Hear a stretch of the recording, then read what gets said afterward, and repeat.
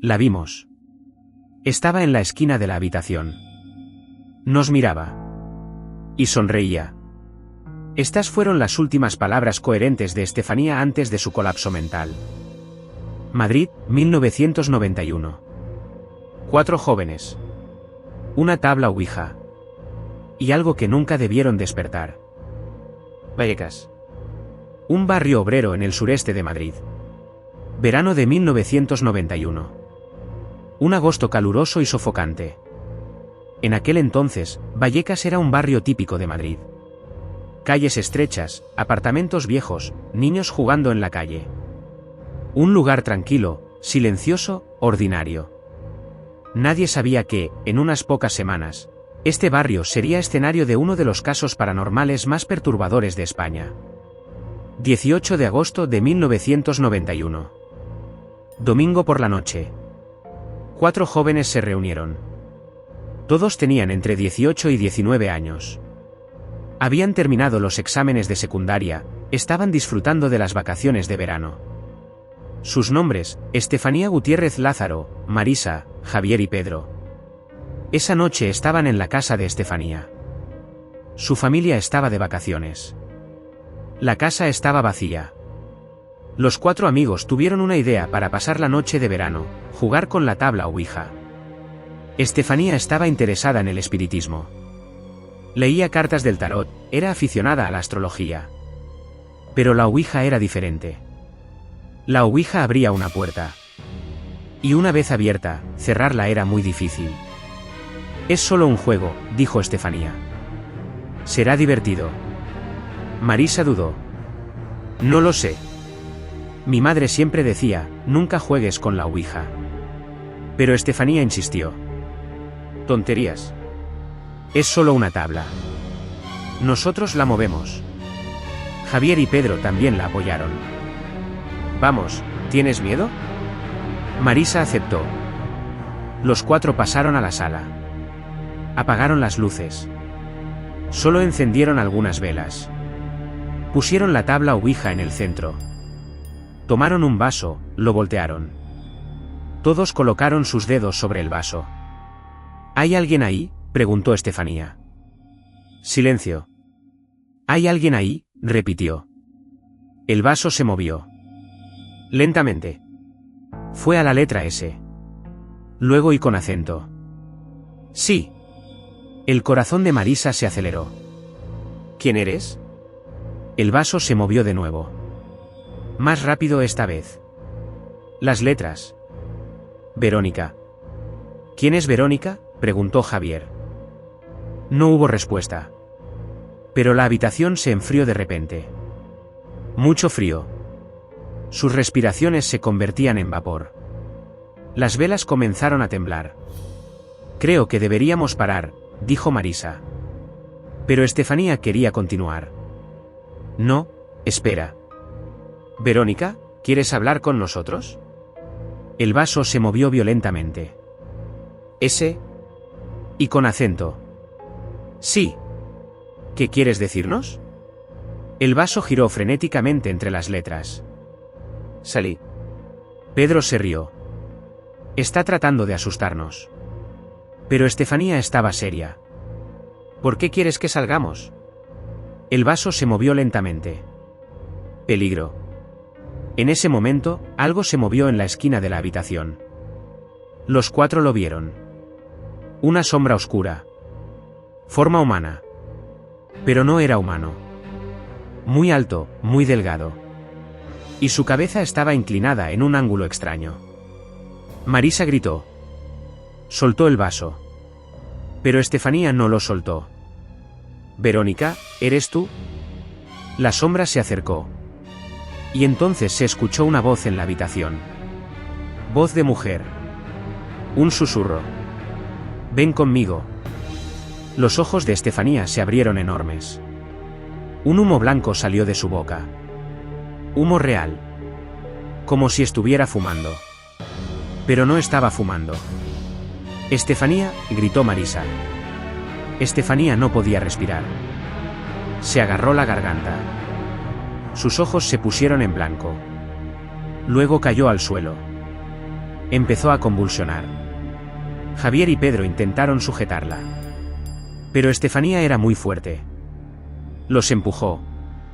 Salía espuma de su boca. Marisa corrió al teléfono. Llamó a una ambulancia. Pero ya era demasiado tarde. Estefanía fue trasladada al hospital.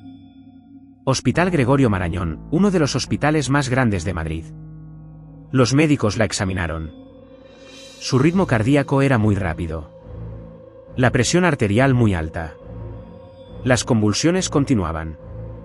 Pero nadie sabía por qué. Hicieron pruebas toxicológicas. Negativas. Sin drogas. Sin alcohol. Le hicieron una tomografía cerebral. Normal. Ninguna anomalía. Pero Estefanía no mejoraba. Al contrario, empeoraba. Cuando abría los ojos, no reconocía a nadie. No reconocía a su madre, a su padre, a sus amigos. Solo miraba al vacío. Y de vez en cuando susurraba, Verónica. Verónica está aquí. Me está llamando. Los médicos hicieron una evaluación psiquiátrica. Diagnosticaron psicosis aguda.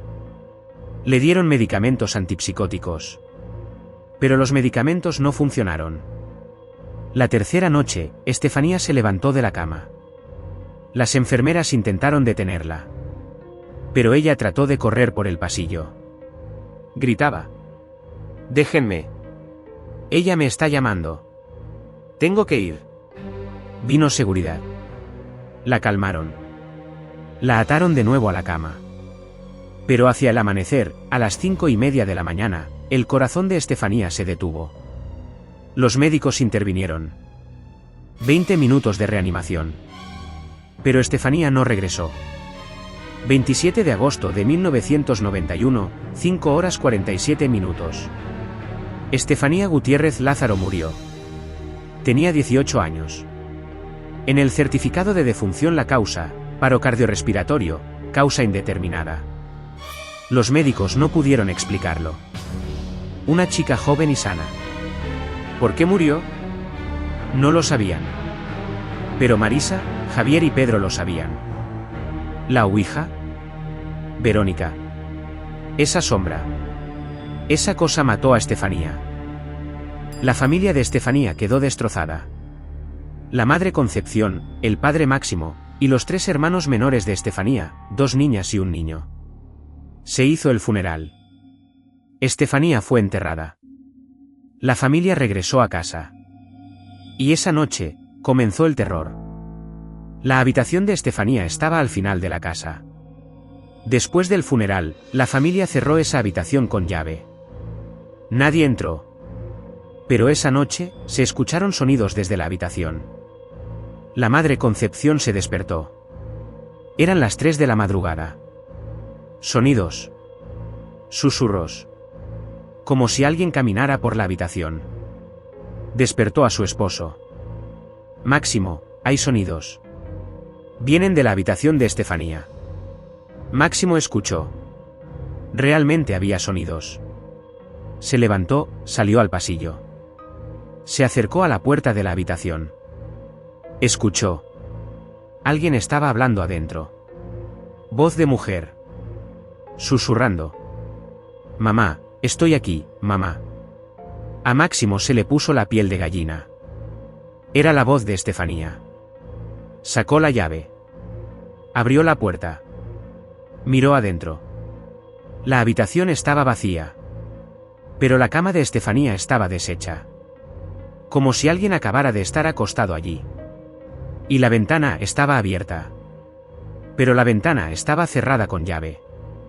Máximo recordaba haberla cerrado él mismo. Cerró la puerta. La cerró con llave de nuevo. No entró en la habitación. Pero los sonidos continuaron cada noche. A veces música. La canción favorita de Estefanía sonaba en la radio. Pero la radio estaba apagada. Ni siquiera estaba enchufada. A veces pasos. En el pasillo, en las escaleras, en la sala. Como si alguien caminara. Pero no había nadie. A veces toques. Uno de los hermanos pequeños, cuando se despertaba por la noche, sentía a alguien en el borde de su cama. Como si alguien le acariciara el cabello. Pero no había nadie. Y lo más aterrador, las apariciones. Una noche, la hermana pequeña de Estefanía fue al baño. En el pasillo, se detuvo frente al espejo. Y en el espejo, vio a alguien detrás de ella. Vestido blanco. Cabello negro largo. El rostro era el rostro de Estefanía. Pero Estefanía estaba muerta. La niña gritó. Se dio la vuelta. No había nadie. Miró al espejo de nuevo. La imagen había desaparecido. La familia ya no podía más. La madre Concepción llamó a un sacerdote. Bendijeron la casa. Rezaron. Rociaron agua bendita. Pero nada cambió. Los eventos aumentaron aún más. En la cocina, los platos comenzaron a caer del estante. Nadie los tocaba, pero los platos caían solos, se rompían. En la sala, la televisión se encendía sola. Los canales cambiaban. No había programas, solo estática. Y en la estática aparecía un rostro. Rostro de mujer. Sonriendo. Las fotos de Estefanía en las paredes caían solas. Los vidrios se rompían. Y una noche, ocurrió lo más aterrador. El hermano pequeño se despertó a medianoche. La puerta de su habitación estaba abierta. Una mujer estaba de pie en el pasillo. Camisón blanco. Cabello negro largo. Estefanía, susurró. La mujer se dio la vuelta. Su rostro no era visible. Pero su boca estaba abierta. Muy abierta. De manera antinatural. Y de adentro salió una voz. Distorsionada, retorcida, no era una voz humana. No soy Estefanía. Soy Verónica. El niño gritó. Su madre vino corriendo. Miró al pasillo. No había nadie. Pero el suelo estaba mojado. Huellas de pies descalzos. Pequeñas. Desde la habitación hasta las escaleras. Luego hasta la puerta de la habitación de Estefanía. Allí se detenían. La familia estaba desesperada. Nadie les creía. Familiares, vecinos, amigos, todos decían están viendo cosas por el dolor. Pero la familia lo sabía. Esto no era imaginación. Esto era real. Y no iba a terminar. Noviembre de 1991. Los eventos ya estaban fuera de control. La madre Concepción fue a la policía. A la comisaría local, la comisaría de Vallecas. Explicó la situación. Al principio, los oficiales no la tomaron en serio. ¿Fantasmas? Señora, nosotros no cazamos fantasmas. Pero Concepción insistió. Por favor, vengan y vean. Algo está pasando. Los niños tienen miedo. Nosotros tenemos miedo. Finalmente, 2 oficiales de policía aceptaron ir a la casa. El oficial José Pedro Negri y su compañero. 27 de noviembre de 1991. Por la tarde, 4 de la tarde. Cuando llegaron a la casa, todo parecía normal. La familia los recibió. Pasaron a la sala. Concepción contó los eventos. Los oficiales escucharon. Tomaron notas. A ver, dijo el oficial Negri. ¿Podemos ver la habitación de Estefanía? La familia dudó. Pero aceptaron. Subieron las escaleras. Se detuvieron frente a la habitación. Concepción sacó la llave. Abrió la cerradura. Empujó la puerta. La puerta no se abrió. Como si alguien la estuviera sujetando desde adentro. Máximo ayudó. Entre los dos la empujaron. La puerta se abrió lentamente. Miraron adentro. La habitación estaba revuelta. Las cosas estaban fuera de lugar. Los libros habían caído al suelo. Los cajones estaban abiertos. La ropa estaba tirada. Pero nadie había entrado. La puerta estaba cerrada con llave. Los oficiales entraron. Examinaron la habitación. Revisaron la ventana. ¿Cerrada? Con llave. Tal vez los niños entraron y salieron, dijo el compañero. No, dijo Concepción. Los niños no suben. ¿Tienen miedo? El oficial Negri sentía algo. El aire de la habitación era pesado. Frío. Inquietante. Como si los estuvieran observando. Hay algo aquí, murmuró. En ese momento, un libro cayó del estante. ¿Solo? Nadie lo tocó. Los oficiales se sobresaltaron. Miraron el estante. Los otros libros también se movían. Temblaban. Luego, el cajón se abrió solo. Lentamente. Como si una mano invisible lo estuviera abriendo. El compañero miró hacia atrás. Jefe, será mejor que nos vayamos. Pero el oficial Negri estaba observando. Espera. Un momento. En el centro de la habitación estaba la tabla ouija de Estefanía. En la mesa. El oficial se acercó. ¿Esto es?, preguntó. Concepción asintió. Sí. Esa maldita tabla. El oficial extendió su mano. Tocó la tabla. En ese momento, toda la casa tembló. Como un terremoto. Pero no era un terremoto. Solo la casa temblaba. Las luces se apagaron. Todo quedó oscuro. La familia gritó. Los oficiales encendieron sus linternas. Y entonces lo escucharon. La voz. Voz de mujer. Susurrando. Venía de todas partes. De las paredes, del techo, del suelo. ¿Fuere? Los oficiales retrocedieron. Salieron de la habitación. Cerraron la puerta. La cerraron con llave. Las luces volvieron. La casa se calmó. Todos estaban sin aliento. El oficial Negri no dijo nada. Pero sus ojos estaban muy abiertos. Había visto. Había sentido. Esto era real. Cuando regresó a la comisaría, escribió un informe. Informe oficial de policía. Fechado 27 de noviembre de 1991. El informe decía: al examinar las declaraciones de los miembros de la familia, se confirmó que están ocurriendo eventos inexplicables en la casa. En la habitación de Estefanía Gutiérrez Lázaro, se observaron movimientos sin ninguna explicación lógica. Los objetos se movieron por sí solos.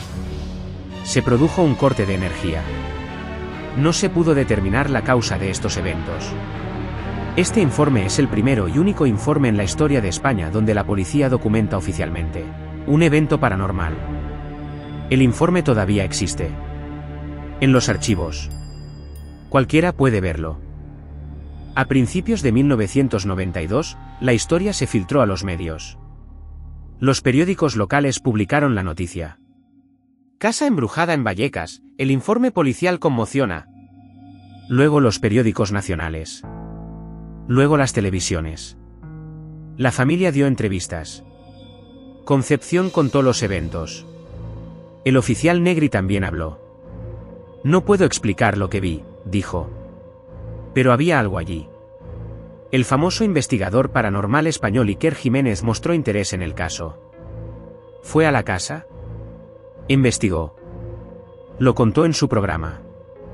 España se conmocionó. Todo el mundo hablaba. El experimento Vallecas, la ouija, Estefanía. Pero también había escépticos. Tonterías, dijeron. La familia lo inventó para ganar dinero. Pero la familia no pidió dinero. No ganaron nada de las entrevistas. Solo pidieron ayuda. Y había muchos testigos. Los vecinos también vieron eventos. Escucharon sonidos de la casa. Vieron las luces parpadeando, las ventanas abriéndose y cerrándose. Un vecino dijo que vio una silueta de mujer en la ventana de Estefanía por la noche.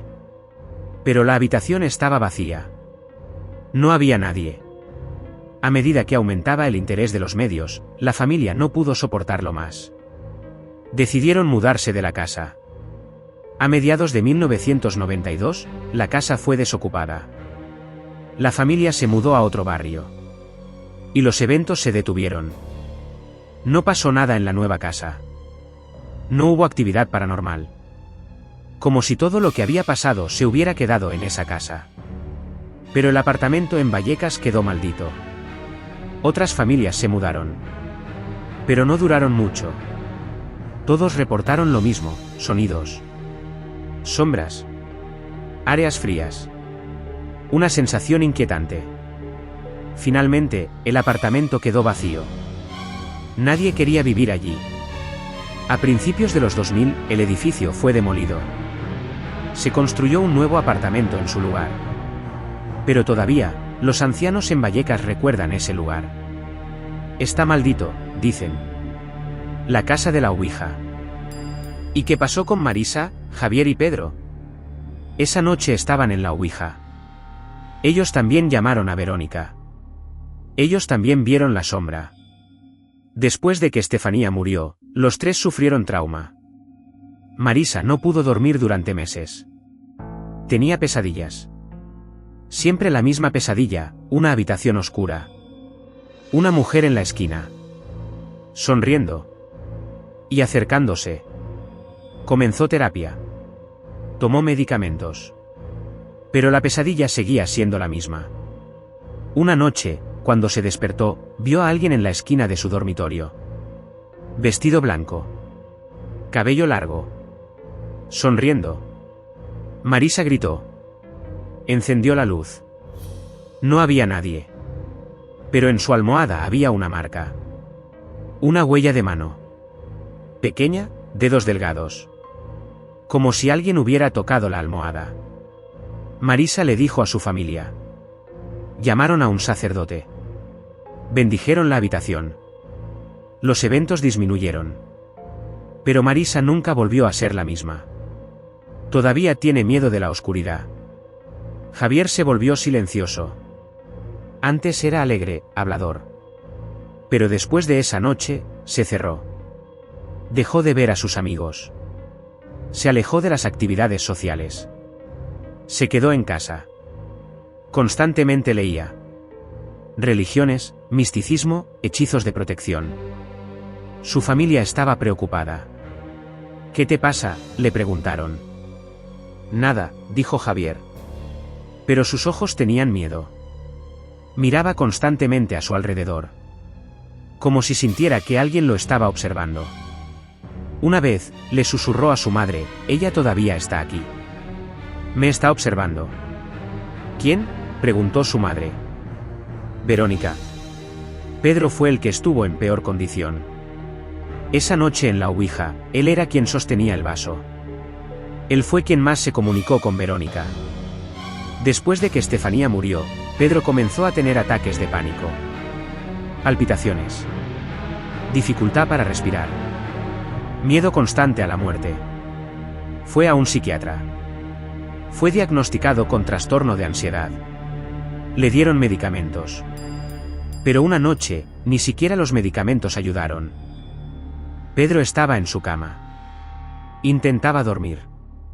Pero no podía. Entonces sintió un peso en el borde de su cama. Como si alguien se hubiera sentado. Abrió los ojos.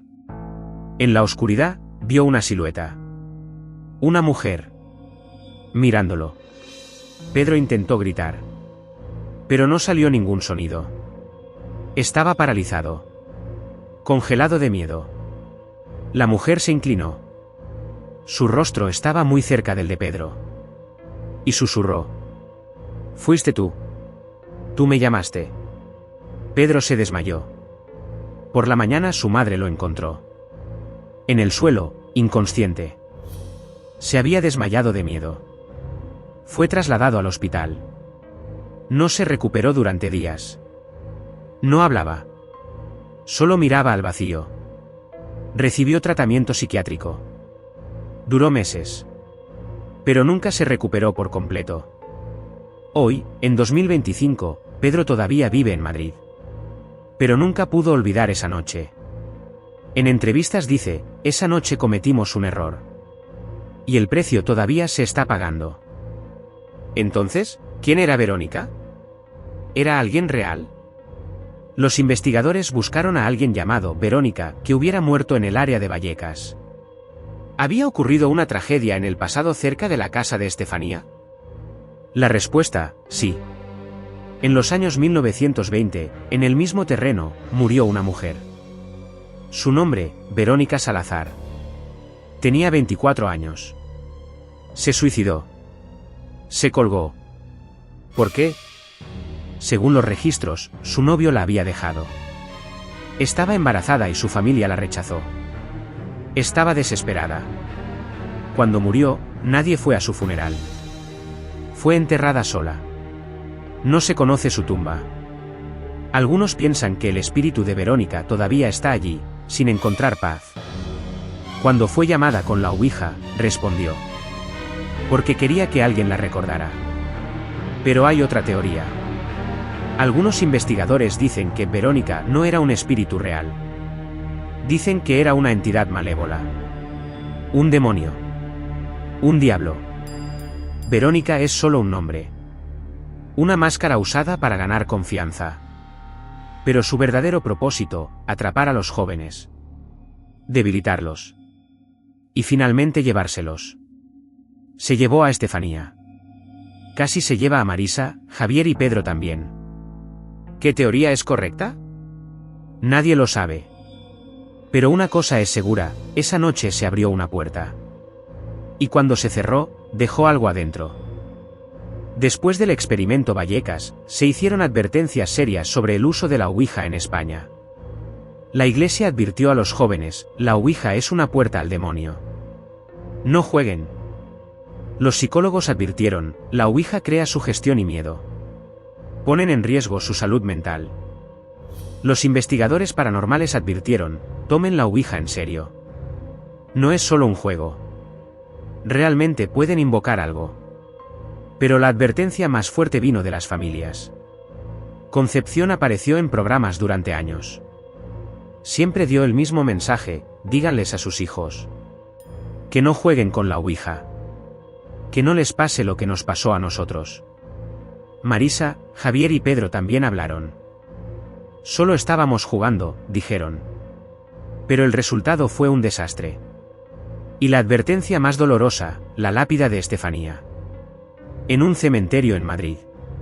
Una piedra simple. En ella. Estefanía Gutiérrez Lázaro. 1973-1991. Que descanse en paz. Que descanse en paz. Pero su familia sabe, no hay paz. El espíritu de Estefanía nunca encontró paz después de lo que pasó esa noche. Tal vez todavía esté allí, en algún lugar, con Verónica. Tal vez libre. Tal vez atrapada. Nadie lo sabe. En 2017, el experimento Vallecas volvió a la atención pública. El director español Paco Plaza hizo una película de terror llamada Verónica. Se estrenó en Netflix. La película estaba basada vagamente en la historia de Estefanía. Pero algunos detalles fueron cambiados. Los nombres eran diferentes. Los eventos fueron dramatizados. La película se volvió viral en todo el mundo. Fue llamada la película más aterradora de Netflix. Muchas personas dijeron que no pudieron terminarla. Pero la familia real no estaba feliz.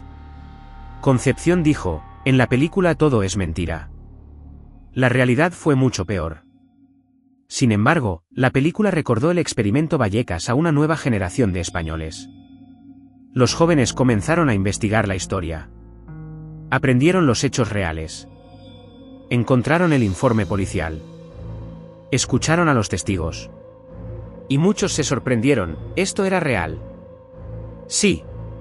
Era real. Vallecas, Madrid. 18 de agosto de 1991. 4 jóvenes, una tabla ouija, un demonio. Y una puerta que nunca se cerró. Al llegar a 2025, el experimento Vallecas sigue siendo uno de los casos paranormales más famosos de España. La familia de Estefanía todavía vive en Madrid. Pero nunca pueden olvidar esa noche. Las palabras de Concepción, la veo todas las noches en mis sueños. Mi hija me pide ayuda. Pero no hay nada que hacer.